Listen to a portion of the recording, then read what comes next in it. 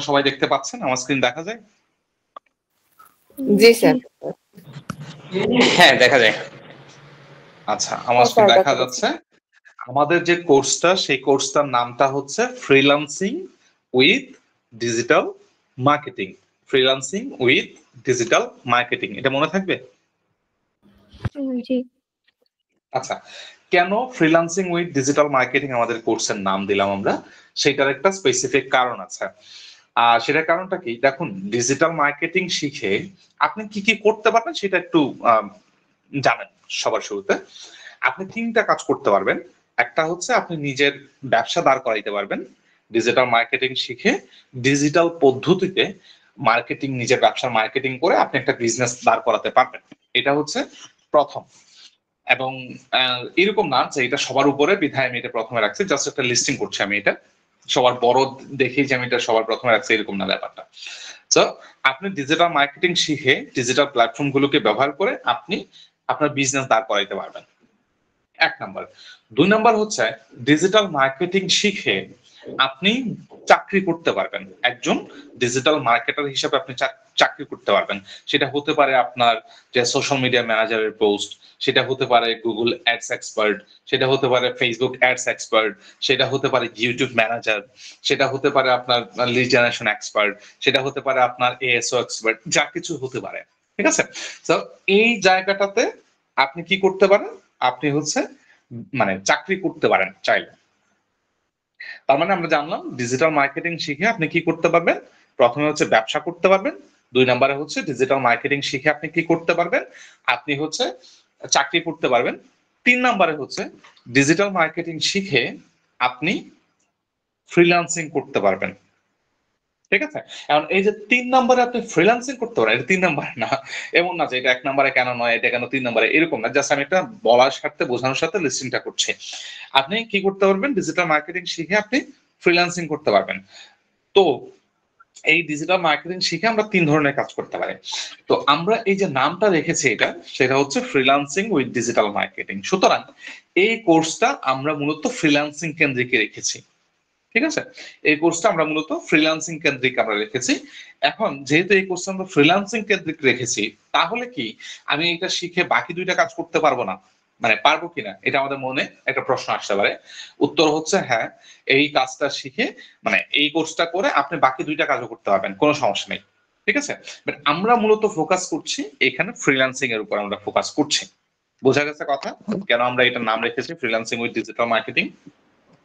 হ্যাঁ ভাইয়া, বুঝতে পারছি। গ্রেট। আচ্ছা, আপনারা রেসপন্সিভ। আমি এটা খুবই পজিটিভলি দেখছি। রেসপন্সিভ থাকলেই হচ্ছে ভালো কিছু করতে পারবেন। ওকে, এতক্ষণ ধরে আমি যে আপনাদের সাথে কথা বললাম, কেন আমরা এই কোর্সটার নামটা ফ্রিল্যান্সিং উইথ ডিজিটাল মার্কেটিং রেখেছি, এর কারণটাই হচ্ছে আমরা এই পুরো কোর্সটাকে সাজিয়েছি ফ্রিল্যান্সিং এর উপরে। ঠিক আছে? ওকে, আমি যে এতক্ষণ আপনাদের সাথে কথা বলছি, আমার পরিচয়টা এবার আমি একটু দিয়ে দিই আপনাদেরকে। আমার নামটা আশা করছি আপনারা দেখতে পাচ্ছেন। আমার নাম হচ্ছে মনসুর আহমেদ রায়হান। আমার ডাকনাম হচ্ছে শুভ। অনেকে আমাকে এই নামে ডাকে। আপনি যে কোনো নামে আমাকে ডাকতে পারেন।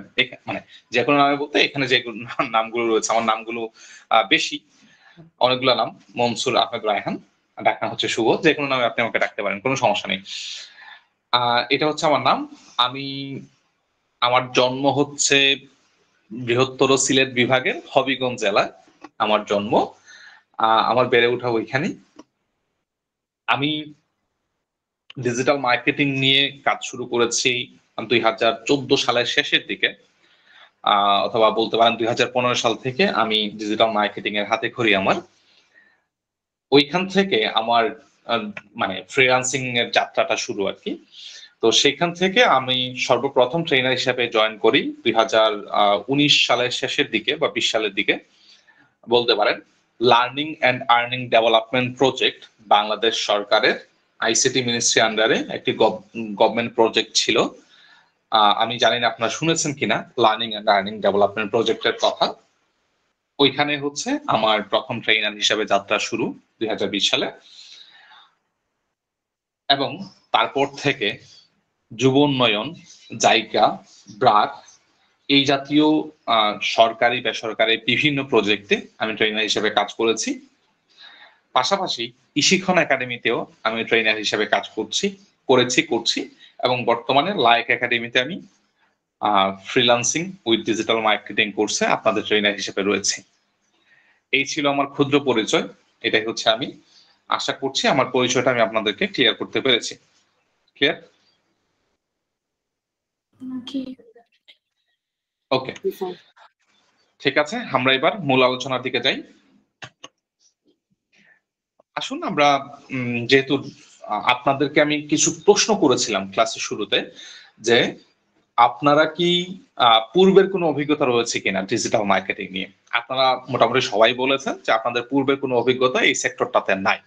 তো যেহেতু পূর্বের কোনো অভিজ্ঞতা এই সেক্টরটাতে নাই, সুতরাং আপনাদের জন্য আমি যেটা করতে পারি সেটা হচ্ছে আমাদের কোর্স মডিউলটা আপনাদের জন্য আমি আবার একটু দেখাই দিতে পারি। ঠিক আছে, এটা হচ্ছে আমাদের ওয়েবসাইট layekacademy.com, LAYEK academy.com। এই ওয়েবসাইটে যখন আসবেন, এখানে আসার পরে এই কোর্সটা আপনারা দেখতে পারবেন, ডিজিটাল মার্কেটিং এর উপর যে কোর্সটা সাজানো হয়েছে। এখানে আপনি যদি নিচের দিকে যান, সেক্ষেত্রে এখানে দেখতে পাচ্ছেন কোর্স কারিকুলাম, অর্থাৎ আমরা এই পুরো কোর্সটা জুড়ে আমরা কি কি শিখবো সেই জিনিসটা হচ্ছে এখানে আমরা খুব সুন্দরভাবে দিয়ে দিয়েছি। আপনারা চাইলে এখান থেকে দেখে নিতে পারেন।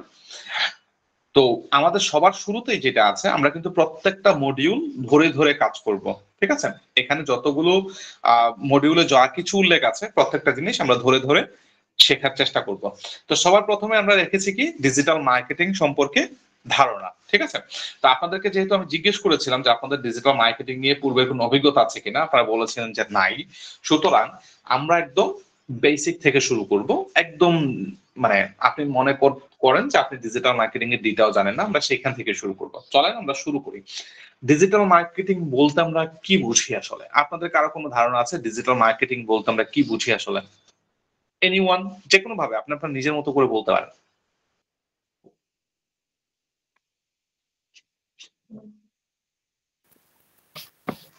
এটা একটা মানে প্রচার মাধ্যম। দেখা গেল যে আমরা আগে বা বর্তমান অল্প কিছু আছে লিফলেট বা মাইকিং করে আমরা প্রচার করি, কিন্তু এখন সবকিছু অনলাইন ভিত্তিক হওয়াতে আমরা ফেসবুক নিয়ে সবাই অনেক বেশি ব্যস্ত থাকি। তো ডিজিটাল যে প্ল্যাটফর্ম গুলো আছে এগুলো নিয়ে প্রচার করা। গ্রেট, আপনি আপনার মতো করে বলেছেন, খুবই ভালো বলেছেন, ধন্যবাদ আপনাকে। আমরা হচ্ছে আর কেউ আছেন যিনি বলবেন এই ব্যাপারে কিছু? মানে এনিথিং, আপনি লজ্জা পাওয়ার কিছু নাই তো এখানে। আপনি জানেন না বিধায় শিখতে আসছেন, যদি জানতেন তাহলে কেন আসতেন, তাই না? তা আপনি জানেন না, আপনার ভুল হতেই পারে। ঠিক আছে, তা আপনি আপনার মতো করে বলতে পারেন, যে কোনো কেউ। আমরা একটু সাহসিকতার পরিচয় দিই এখানে, যে আমি কথা বলতে পারি। কথা বলাটা একটা স্কিল আসলে। হ্যাঁ, কেউ আছেন বলবেন নিজের মতো করে?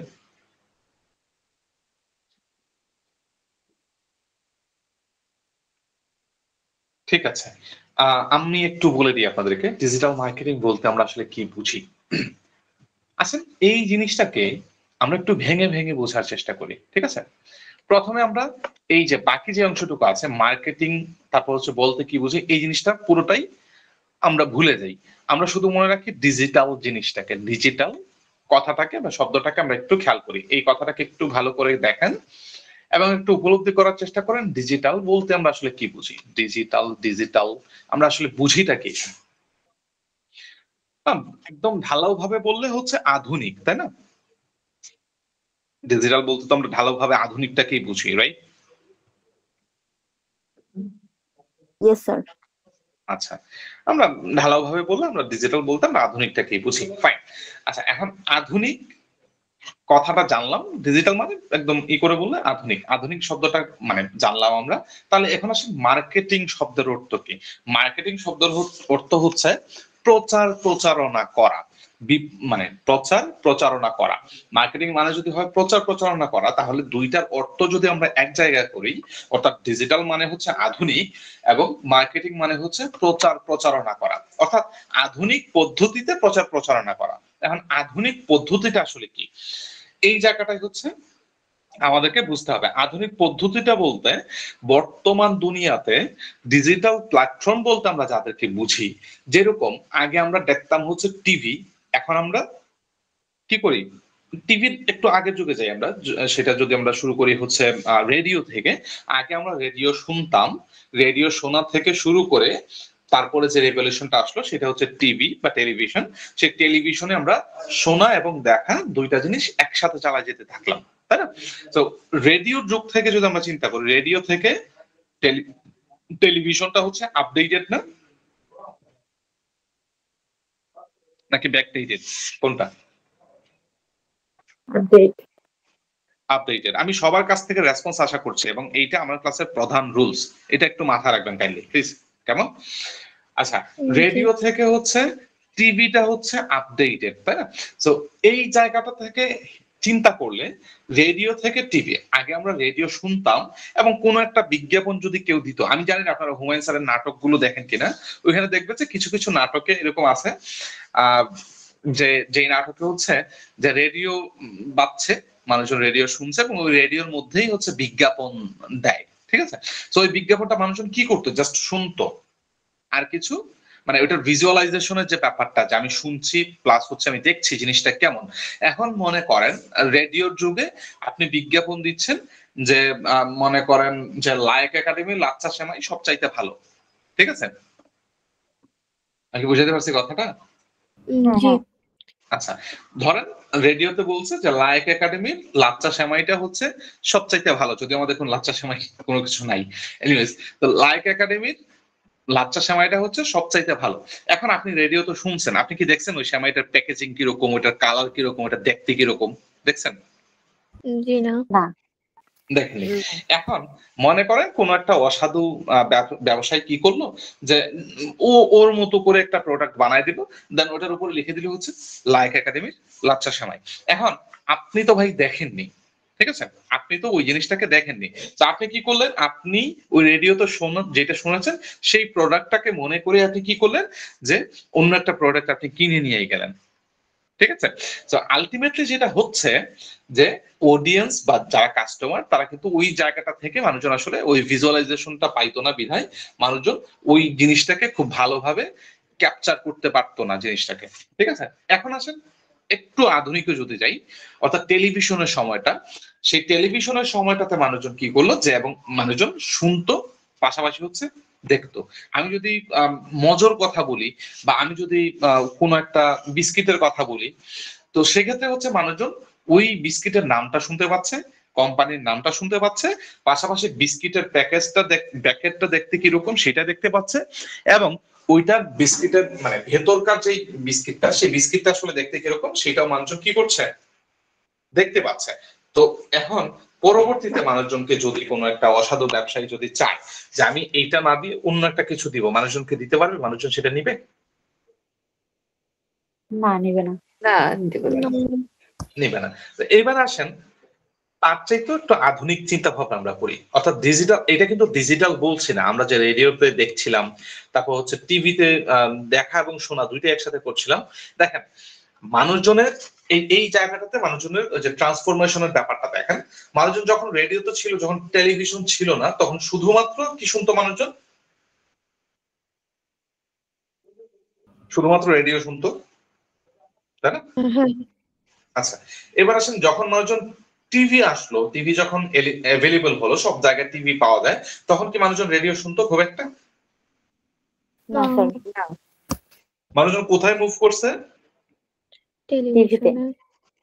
টেলিভিশনে। খেয়াল করেন তাহলে এখন যারা আগে মানে রেডিওতে এড দিত, মানে বিজ্ঞাপন দিত তাদের প্রোডাক্টের, তারা কি করছে, তারা যখন বুঝতে পারলো যে মানুষজন রেডিও আর এখন খুব একটা মানুষজন শোনে না, মানুষজন এখন কি দেখে, টিভি দেখে। এখন যেহেতু মানুষজন টিভি দেখে, সুতরাং রেডিওতে আর বিজ্ঞাপন দিয়ে কোনো লাভ আছে? জি না। কারণ সেটা তো কেউ শুনেই না, তাই না? তো এই বিজ্ঞাপন দাতা প্রতিষ্ঠানগুলো কি করলো, তারা হচ্ছে টিভিতে চলে আসছে, কারণ মানুষজন রেডিওটা খুব একটা ভালো মানে খুব একটা শোনে না, তো সেক্ষেত্রে মানুষজন হচ্ছে টিভিতে চলে আসছে। এখন আপনি একটা জিনিস খেয়াল করেন, বিজ্ঞাপন দাতারা আসলে টাকা দিয়ে বিজ্ঞাপন করায়, তাই না? বিজ্ঞাপনদাতারা কি করে, টাকা দিয়েই বিজ্ঞাপন করায়, ফ্রি ফ্রি তো আর কেউ করে দেয় না, করে দেয়? জি না। ফ্রি কেউ করে দেয় না। এখন বিজ্ঞাপন দিল বিজ্ঞাপনদাতা প্রতিষ্ঠান, দেওয়ার পরে দেখা যাচ্ছে কি মানুষজন সেই বিজ্ঞাপনটা দেখছেই না, শুনছেই না, আসলে দেখছে না বললে ভুল হবে হয়তো, রেডিওতে যেহেতু, তো মানুষজন ওটা শুনছেই না। তাহলে কি বিজ্ঞাপন দিয়ে কোনো লাভ হয়েছে আলটিমেটলি জি না। রেডিওতে? না। শুধু শুধু টাকা খরচ, তাই না? এখন বিজ্ঞাপনদাতারা কি করলো, যে ঠিক আছে যেহেতু মানুষজন আর এখন রেডিও শুনে না খুব একটা, তা আমি মুভ করি হচ্ছে টিভিতে, টেলিভিশনে। তো ঠিক আছে, তার টেলিভিশনে মুভ করলো। এখন আস্তে আস্তে আস্তে আস্তে কি হয়েছে, মানুষজন এই রেডিও থেকে টেলিভিশনে মুভ করছে। এখন মানুষজন অন্য কিছু দেখে শোনে, মানে রেডিও ছাড়া, সরি টেলিভিশন ছাড়া অন্য কোনো কিছু আছে মানুষের কাছে বিনোদনের মাধ্যম হিসাবে? Mobile phone. সেটা তার উপরে আসছে, মোবাইল ফোন তার উপরে আসছে এই মাঝখানের সময়টা। আর কিছু ছিল মানুষের কাছে বিজ্ঞাপনের মাধ্যম? হ্যাঁ ছিল সাইনবোর্ড। হ্যাঁ, সাইনবোর্ড হয়তো ছিল। আমি বিনোদনের মাধ্যমের কথা বুঝাতে চাইছি, বিনোদন পাওয়ার জন্য, যেখানে মানুষজন এঙ্গেজ থাকে সব সময়।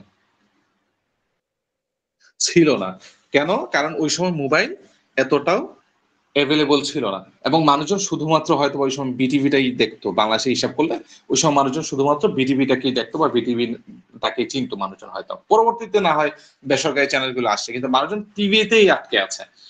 এখন এই বিজ্ঞাপনদাতারা যখন বুঝতে পারলো যে মানুষজন টিভি দেখে, সুতরাং তারা রেডিও থেকে চলে এসে টিভিতে মুভ করছে। এখন এই পর্যায়ক্রমে মানুষজন যখন আবার মুভ করা শুরু করলো, কোথায় আসছে? এখন আসছে হচ্ছে মোবাইলে। এখন মোবাইলে আসার পর মোবাইলের কিন্তু মানুষজনের বিনোদনের মাধ্যম একটা না। মানুষজনের বিনোদনের মাধ্যম কি একটা না। মানুষজনের কাছে ফেসবুক আছে, মানুষের কাছে ইনস্টাগ্রাম আছে, মানুষের কাছে টিকটক আছে, মানুষের কাছে ইউটিউব আছে, মানুষের কাছে লিঙ্কডইন আছে, মানুষের কাছে টুইটার আছে, মানুষের কাছে কোরা আছে, অনেকগুলো চ্যানেল আছে না মানুষের কাছে বিনোদনের? হ্যাঁ স্যার। আচ্ছা, এই অনেকগুলো যে মাধ্যম আছে, মানুষজন কখন কোথায় মানে জাম্প করবে, কখন কোন চ্যানেলে যাবে মানুষজন নিজেও জানে না। আমি নিজেও জানি না। আমি এখন হয়তো গুগল মিটে আছি, আমি কখন ফেসবুকে চলে যাবো আমি জানি না। আমি আবার ফেসবুক থেকে বের হয়ে হয়তো ইনস্টাগ্রামে চলে যেতে পারি, ঠিক না? আবার বের হয়ে টিকটকে চলে যেতে পারি, পারি না? হ্যাঁ স্যার। জি। আচ্ছা, তো এই মানুষজন আসলে ওই যে জাম্প করছে, এক জায়গা থেকে আরেক জায়গায় জাম্প করছে। এখন হয়তো কিছু কিছু ক্ষেত্রে এই পার্সেন্টেজটা কম, অর্থাৎ বাংলাদেশের হিসাব করলে মনে করেন বাংলাদেশের সব মানে 100-র মধ্যে আপনার হচ্ছে 85 জন হয়তো আপনার ফেসবুকে কাজ করে, ফেসবুকেই থাকে।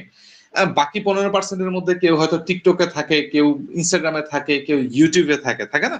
তো এই জিনিসটার মাধ্যমে মানুষজন যখন যেখানে মুভ করে, বিজ্ঞাপন দাতা যে প্রতিষ্ঠানগুলো আছে তারাও ওই জায়গাগুলোতে মুভ করার চেষ্টা করে। অর্থাৎ মানুষজন যেখানে আছে বিজ্ঞাপন দাতারাও সেখানে চলে যায়। এবং এই যে ডিজিটাল প্ল্যাটফর্ম গুলোতে বিভিন্ন জায়গায় মানুষজন ছড়িয়ে ছিটিয়ে আছে, ওই বিভিন্ন জায়গায় নিজের কোম্পানির বা নিজের প্রোডাক্টের প্রমোশন বা মার্কেটিং করাটাকেই আমরা বলছি কি ডিজিটাল মার্কেটিং। কি বলছি আমরা এটাকে?